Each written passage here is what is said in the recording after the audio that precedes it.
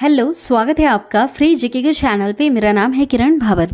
आज के इस वीडियो में हम नए संसद भवन से जुड़े हुए महत्वपूर्ण प्रश्न कवर करेंगे जो आपके आने वाले सभी एग्जाम के लिए काफ़ी ज़्यादा इंपॉर्टेंट है और 100% यहाँ से क्वेश्चंस एग्जाम में पूछे जाएंगे।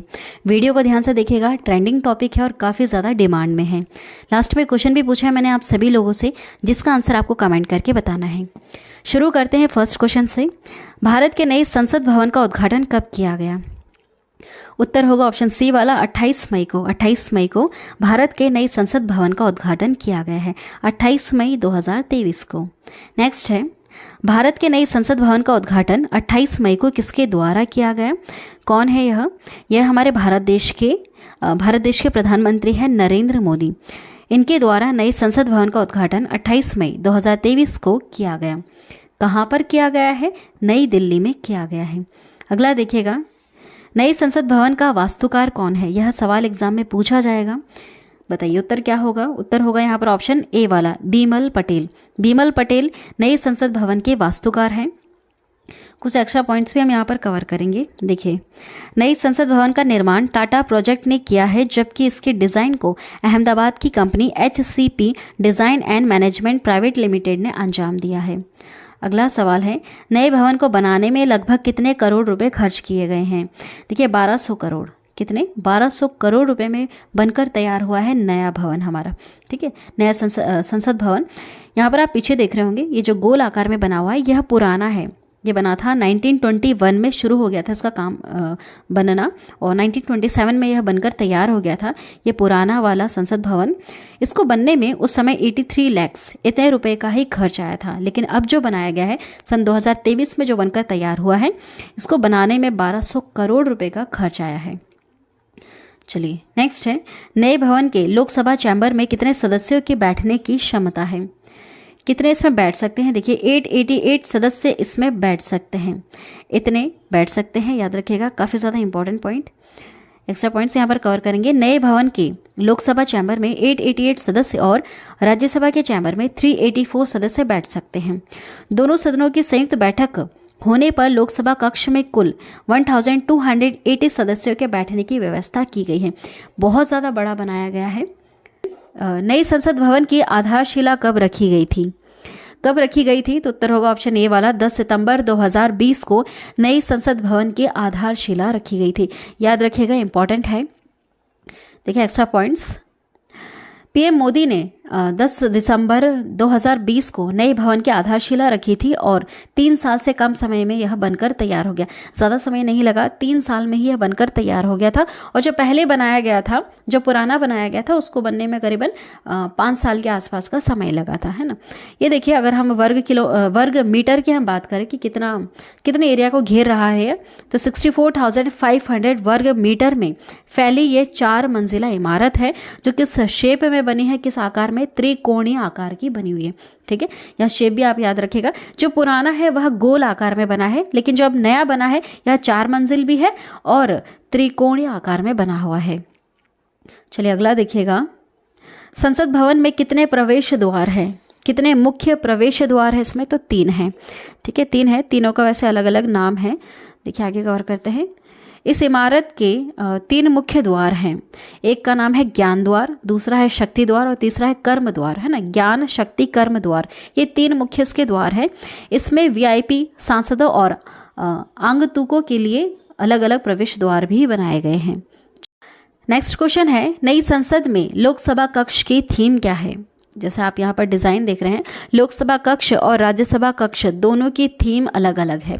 जो लोकसभा कक्ष थीम आपको दिख रही है यहाँ पर, अगर आप ध्यान से देखेंगे तो यह राष्ट्र पक्षी मोर के पंख की तरह आपको डिज़ाइन देखने के लिए मिलेगी। जो हमारे देश का राष्ट्र पक्षी है मोर, उसके ऊपर यह थीम रखी गई है लोकसभा कक्ष की, है ना। चलिए अगला देखिएगा, नई संसद के राज्यसभा कक्ष की थीम क्या है? राज्यसभा की कक्ष की थीम अगर आप देखें, ध्यान से अगर आप देखेंगे तो यह आपको राष्ट्रफूल कमल की तरह दिखेगा। ठीक है, दोनों आपको याद रखना है। लोकसभा कक्ष की थीम क्या है? राष्ट्र पक्षी मोर है, जो ग्रीन कलर में आपको दिख रहा है। और राज्यसभा कक्ष की थीम क्या है? राष्ट्रफूल कमल जैसी है। ठीक है, आपको यहाँ पर पूरा लाइट पिंक इस तरह से कलर देखने के लिए मिलेगा।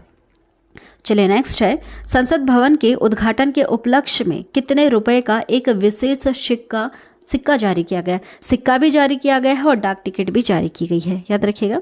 तो सिक्का, कितने रुपए का सिक्का जारी किया गया है? 75 है ना, 75 रुपये का सिक्का जारी किया गया है इसमें, इस उपलक्ष्य पर। स्पेशल कॉइन है।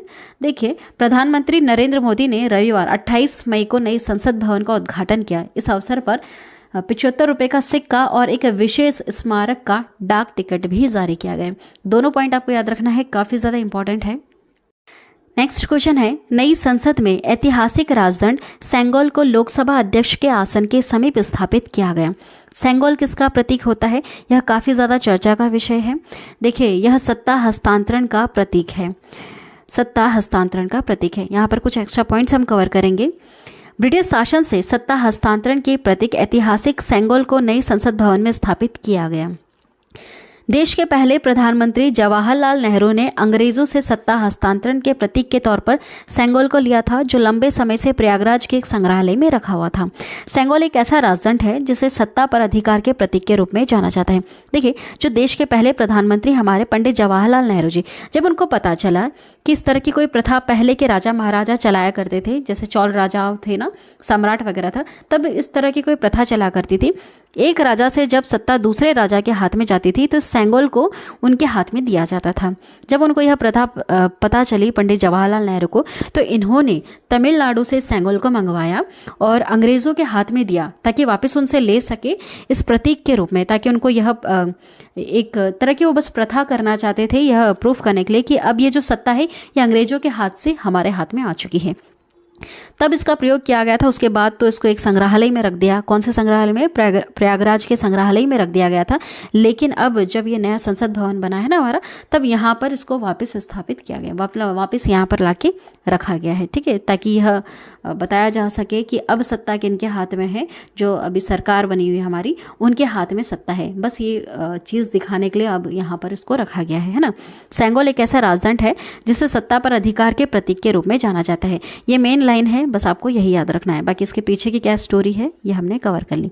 चलिए नेक्स्ट है, मौजूदा संसद भवन का निर्माण कब शुरू हुआ था? कब शुरू हुआ था? तो देखिए 1921 में शुरू हुआ था। ये जो पुराना आपको दिख रहा है ना, इसका निर्माण काम 1921 में शुरू हुआ था और उसको बनने में लगभग 5 साल का समय लगा था। और रुपए की हम बात करें तो काफ़ी कम रुपए लगे थे, 83 लाख के आसपास लगे थे।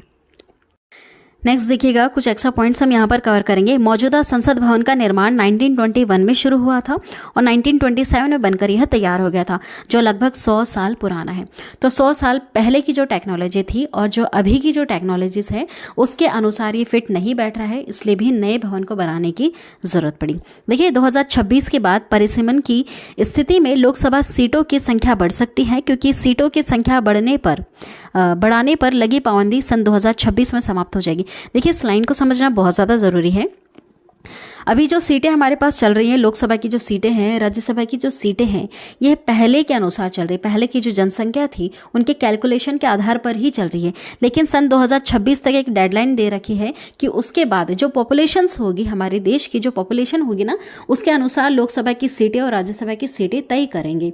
तो वहाँ पर सीटें बढ़ने की चांसेस हैं, वो तो बढ़ना ही है क्योंकि पॉपुलेशन काफ़ी ज़्यादा बढ़ चुकी है। उसके अनुसार लोकसभा की सीटें भी काफ़ी ज़्यादा बढ़ेंगी, राज्यसभा की सीटें भी बढ़ेंगी। तो जो पुराना जो बना हुआ है, जो 100 साल पुराना संसद भवन है, उसमें सीटें उतनी नहीं है, इसलिए जो अब बनाया गया है उसमें सीटें भी काफ़ी ज़्यादा बढ़ा दी गई हैं। ठीक है, चलिए नेक्स्ट देखिएगा, भारतीय संसद के कितने सदन हैं? भारतीय संसद जो हमारी है उसके कितने सदन हैं? 2 सदन है, एक है लोकसभा और दूसरा है राज्यसभा। इसके 2 महत्वपूर्ण सदन होते हैं, याद रखिएगा। नेक्स्ट है, संसद का लोकप्रिय सदन कौन सा है? लोकप्रिय से आप यहाँ याद रखिएगा, लोक यहाँ पर भी लिखा है और लोकसभा में भी लोक लिखा है, इस तरह से आप याद कर सकते हैं। यह क्वेश्चन कई बार एग्जाम में आया है, इसलिए आप इस तरह की ट्रिक लगा सकते हैं ना। संसद का लोकप्रिय सदन कौन सा है? लोकसभा है। नेक्स्ट है, संसद के किस सदन को प्रतिनिधि सभा भी कहा जाता है? इसके बहुत सारे नाम हैं। लोकसभा जो है ना, इसके बहुत सारे नाम होते हैं, सारे नाम आपको याद रखना है। लोकप्रिय सदन है, प्रतिनिधि सभा है, निम्न सदन है। चलिए आगे बढ़ते हैं। संसद का स्थायी सदन कौन सा था? स्थायी सदन कौन सा है? राज्यसभा है, जिसे भंग नहीं किया जा सकता है, विघटित नहीं किया जा सकता है, इसलिए इसे कहते हैं स्थायी सदन। राज्यसभा को क्या कहते हैं? स्थायी सदन कहते हैं, याद रखिएगा। नेक्स्ट देखिएगा, भारतीय संसद में शामिल है। भारतीय संसद में कौन कौन शामिल होते हैं? देखिए, भारतीय संसद के 3 अंग होते हैं, लोकसभा, राज्यसभा और राष्ट्रपति। 3 अंग है, लेकिन 2 सदन है। सदन कौन से हैं? लोकसभा और राज्यसभा, 2 उसके सदन होते हैं। ठीक है, चलिए नेक्स्ट है, भारतीय संविधान के किस अनुच्छेद में कहा गया है कि संघ के लिए एक संसद होगी जो राष्ट्रपति और 2 सदनों से मिलकर बनेगी? यह किस अनुच्छेद में कहा गया है? अनुच्छेद 79 में कहा गया है, याद रखिएगा। नेक्स्ट क्वेश्चन है, भारतीय संसद के कितने अंग हैं? बताइए, अभी हमने कवर किया कितने अंग हैं? इसके 3 अंग हैं। कौन कौन से? लोकसभा, राज्यसभा और देश के राष्ट्रपति। नेक्स्ट देखिएगा, संसद का निम्न और उच्च सदन कौन सा है? निम्न अभी हमने देखा, निम्न होता है लोकसभा, है ना, और उच्च सदन होता है राज्यसभा। याद रखिएगा, काफ़ी ज़्यादा इंपॉर्टेंट है। कई बार ऐसे सिंगल क्वेश्चंस भी पूछे जाते हैं कि निम्न सदन किसे कहा जाता है और उच्च सदन किसे कहा जाता है। उच्च सदन होता है राज्यसभा और निम्न होता है लोकसभा। लोकसभा के और नाम अभी हमने देखे, कौन कौन सा? प्रतिनिधि सभा भी कहा जाता है और लोकप्रिय सभा भी कहा जाता है ना, लोकप्रिय सदन भी है यह। नेक्स्ट क्वेश्चन है, संसद के 2 क्षेत्रों के बीच अधिकतम कितना अंतराल दिया जा सकता है? सही उत्तर होगा यहाँ पर ऑप्शन सी वाला, 6 महीने का। ठीक है, 6 महीने का अंतराल 2 क्षेत्रों के बीच में दिया जा सकता है।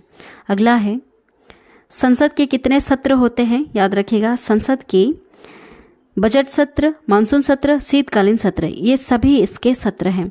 ठीक है, कितने सत्र हैं? सभी हैं इसके, बजट सत्र भी है, मानसून सत्र भी है और शीतकालीन सत्र भी है। अगला है, लोकसभा व राज्यसभा की संयुक्त बैठक कब की जाती है? जब लोकसभा एवं राज्यसभा में मतभेद हो जाता है तब दोनों की संयुक्त बैठक की जाती है। अगला है, स्वतंत्र भारत के संसदीय इतिहास में अभी तक कितने बार संयुक्त बैठक या संयुक्त अधिवेशन बुलाया गया है? कितनी बार? तो ऐसा 3 बार ही हुआ है कि संयुक्त बैठक इनकी बुलाई जा सके। ठीक है, नेक्स्ट है, संसद के दोनों सदनों के संयुक्त अधिवेशन की अध्यक्षता कौन करता है? अगर बुलाया जाता है इस तरह से दोनों को एक साथ, तो इसकी अध्यक्षता कौन करते हैं? लोकसभा के अध्यक्ष इसकी अध्यक्षता करते हैं। अगला सवाल है, भारत की संचित निधि से धन निर्गम पर किसका नियंत्रण होता है? हमारी जो देश की संसद है उसका नियंत्रण होता है भारत की संचित निधि से धन निर्गम का। ठीक है, चलिए अगला सवाल देखिएगा जो आप सभी लोगों के लिए है, जिसका उत्तर अभी आपको कमेंट करना है। क्वेश्चन है, निम्नलिखित में से कौन सी एक सबसे बड़ी संसदीय समिति है? इसमें से कौन सी है आपको कमेंट करके बताना है। चलिए आज की वीडियो में इतना ही। जो नया भारतीय संसद बना है उसके बारे में हमने सारे क्वेश्चंस कवर कर लिए जो काफ़ी ज़्यादा इंपॉर्टेंट है और 100% क्वेश्चन यहाँ से पूछे जाएंगे। वीडियो अगर पसंद आई है तो चैनल को भी सब्सक्राइब करना, बेल नोटिफिकेशन आइकन पे ऑल प्रेस ज़रूर कर देना। Thank you.